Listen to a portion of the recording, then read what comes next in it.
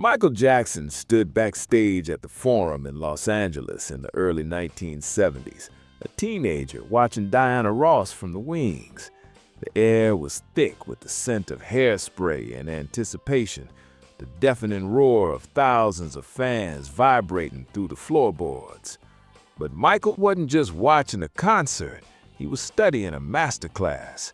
He saw something most fans never witnessed. He saw the moment before the curtain rose.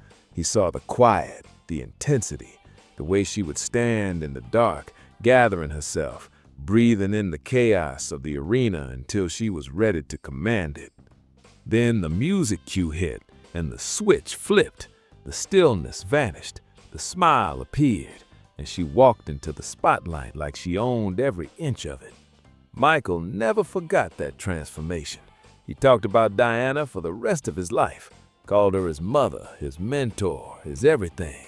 But to understand what he really saw in her, you have to go back further than the concerts.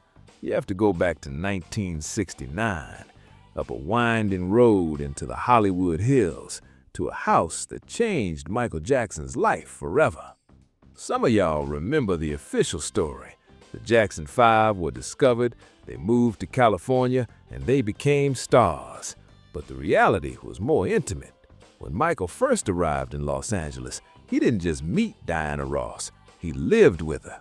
For a crucial period in 1969, while the rest of the Jackson family was getting settled, Berry Gordy decided that Michael, the young prodigy, needed to be close to the crown jewel of Motown. He wanted the boy to learn from the best. Imagine being an 11-year-old boy from Gary, Indiana. You're used to a small house, strict rules, and the cold steel of the Rust Belt. Suddenly, you are living in a mansion with the most glamorous woman in the world. But Michael wasn't just there as a guest. He was there as a student, a spy, a sponge, as he later called himself. Michael saw things in that house that the public never saw.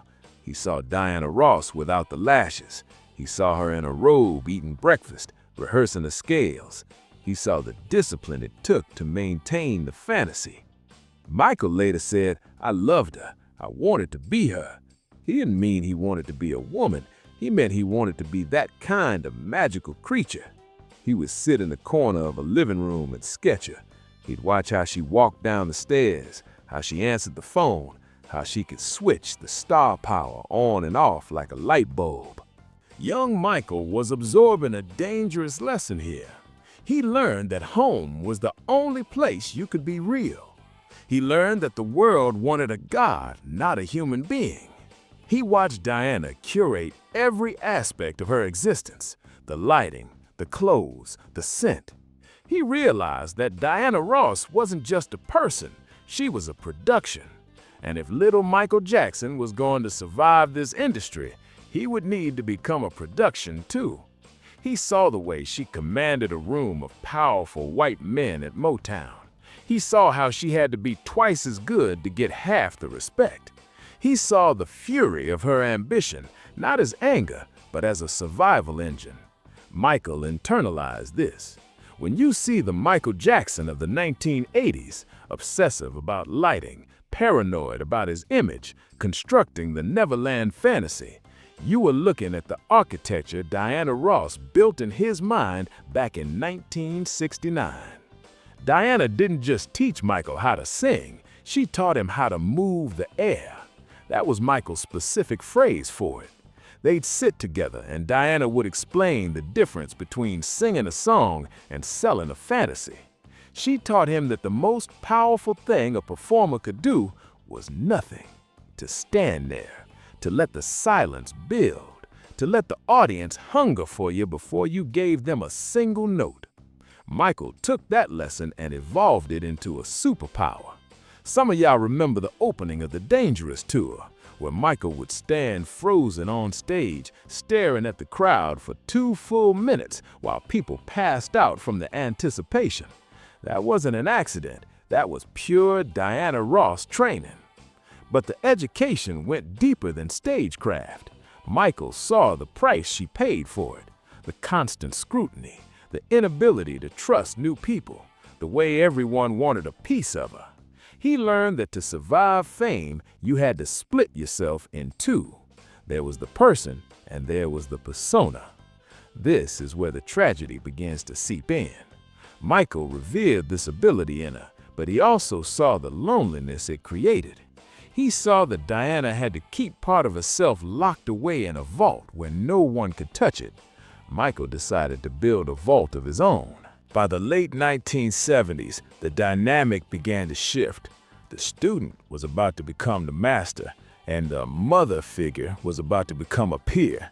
And that transition happened on a yellow brick road. In 1978, they were cast together in The Wiz. Diana Ross fought tooth and nail to play Dorothy. Michael was cast as the Scarecrow. This set was a turning point. For the first time, Michael wasn't the little boy in her living room. He was a 19-year-old artist coming into his own power, and he was watching Diana struggle. The production was difficult, expensive, chaotic, shot in New York City during a brutally hot summer.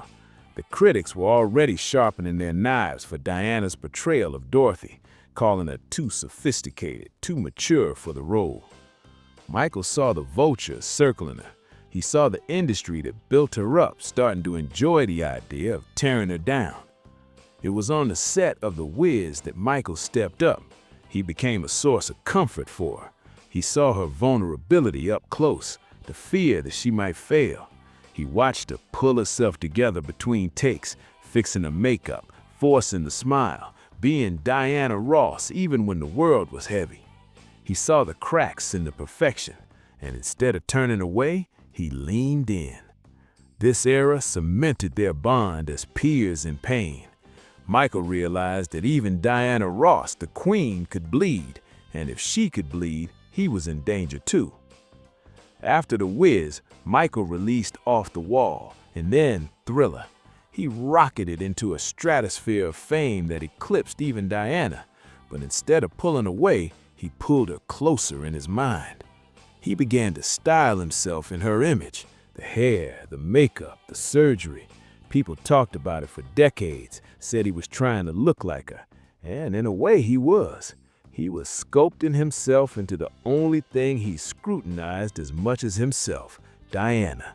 He was becoming the male version of the deity he worshipped. Then came the Dirty Diana controversy in the late 80s. Do you remember when the press tried to say Michael wrote that song about her? It was a perfect tabloid storm, a song about a groupie who seduces a star named Diana. The media wanted a feud, they wanted scandal, they wanted to pit the king against the queen. But here is the truth that proves their bond. Michael called Diana before the song came out. He respected her too much to blindside her. And what did Diana do? She didn't get offended. She started using Dirty Diana as intro music at her own concerts. She took the joke and owned it. That is the level of trust they had. But the 80s brought a darker parallel. As Michael's fame became suffocating, he saw Diana retreat. He saw her move to Europe, marry a billionaire, try to find a life outside of the industry. And Michael, trapped in Neverland, looked at her escape with a mixture of envy and understanding. Diana had managed to separate her life. She had her children, her husband, her home in Connecticut. She had carved out a space where she wasn't Diana Ross. Michael tried to do the same with Neverland, but he didn't have the same boundaries. He invited the world in, while Diana locked the world out. He watched her from afar, seeing her as the one person who had won the game by learning how to stop playing it 24/7. It was during these years that the roles reversed entirely. Diana became the protective figure again, but this time she was protecting a man who was drowning in his own success. She saw the hangers-on, the sycophants, the yes-men surrounding Michael, and she knew, because she had been there, that he was in danger. Michael Jackson built a fortress around his private life, and Diana Ross had given him the blueprint. By the 1990s, Michael faced allegations and media storms that would have crushed anyone else. And who was there? Diana. Some of y'all remember how defensive Michael would get when people criticized Diana in the 90s. The press loved to paint her as a difficult diva, a nightmare to work with. There were stories about her demands, her attitude, her interactions with airport security. If someone questioned her talent or her behavior in front of Michael, he shut it down immediately. "You don't know her," he'd say with a steeliness that surprised people. "She had to be strong. You don't understand what she was up against." He wasn't just defending a friend. He was defending the philosophy of survival they both shared. Michael understood why Diana was difficult. He knew that for a black woman in the corporate music structure, being difficult was the only way to ensure things were done right. He knew that her demands were actually standards. He knew that when a man demanded perfection, he was a genius. When Diana demanded it, she was a diva. He protected her reputation because he knew that her armor was the only thing keeping her whole. And she returned the favor. When Michael was at his lowest points, when the world called him Wacko Jacko, Diana never joined the chorus. She never gave the tell-all interview. She kept his secrets. They had an unspoken pact. We are the only two people who know what it feels like to be this famous, this early, and this lonely. There was a moment in 2002, a night at the Apollo, a fundraiser. It was one of Michael's last major public performances. Diana was there. If you watch the footage, the chemistry is palpable. It's not just two celebrities saying hello, it's a reunion of souls. The way he looks at her isn't just affection, it's reverence. And the way she looks at him is with a maternal, protective concern. She could see the toll the years had taken on him. She could see the cracks in the mask that she had taught him to wear. She touched his face. She held his hand, not for the cameras, but to ground him.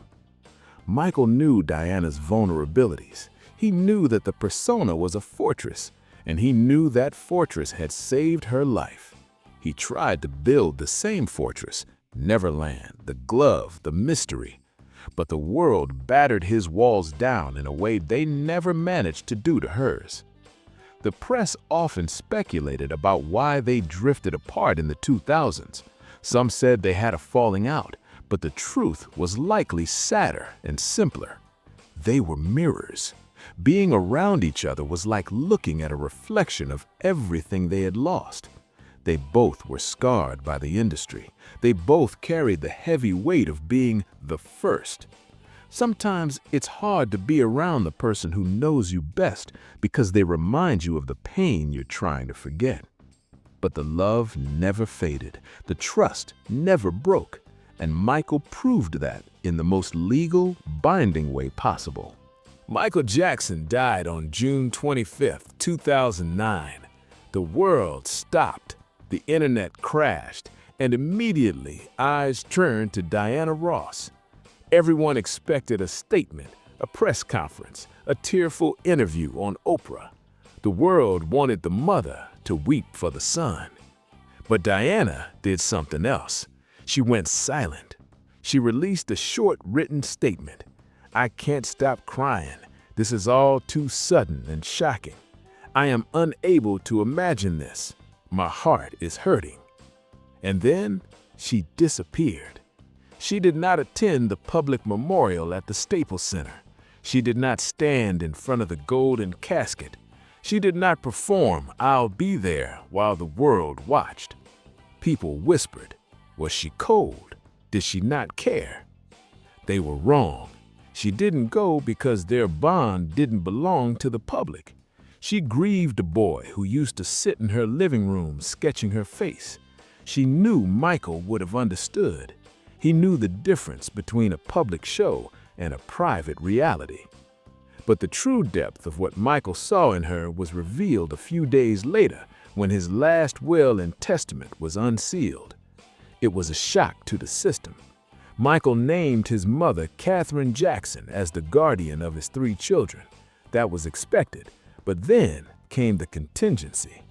If Katherine was unable to serve, or if she passed away. Michael did not name his siblings. He did not name his brothers with whom he had toured the world. He did not name his sisters, Janet, LaToya, or Rebby. He did not name his business managers. He named Diana Ross. Think about the weight of that. Of all the people on earth, family, friends, royalty, Michael Jackson trusted Diana Ross with his most precious legacy: Prince, Paris, and Blanket. It was the ultimate final word. It was Michael saying to the world, "You think she's just a singer, a diva, a star, but I know who she really is. She is the only person strong enough to protect my children from the fire because she walked through it herself." He knew she understood the machinery, the danger of the spotlight. He knew she would never exploit them. He knew she raised her own 5 children to be grounded and private. He wanted that for his own kids. Do you remember the sadness in Michael's eyes in those final years? He carried the weight of the world, but by naming Diana as guardian, he ensured that someone who understood that weight would be there for his kids. He was protecting them with the only armor he trusted: hers. Michael took his secrets about Diana to the grave, and Diana honors Michael's memory by staying silent too. She protects him in death, just as she protected him in life. She protects the human being, not the icon. What Michael Jackson knew about Diana Ross was this: she was the survivor he modeled his life after. She was the mirror that showed him what was possible and the warning of what it cost. They were 2 stars orbiting each other in a galaxy of their own making, connected by the silence, the music, and the mask. And in the end, that silence was the loudest declaration of love he could have made. Which memory of Michael and Diana stays with you? Was it the Wiz, the AMAs, or that final silent act of trust in his will? Drop it in the comments. Hit like and subscribe to keep these untold stories alive.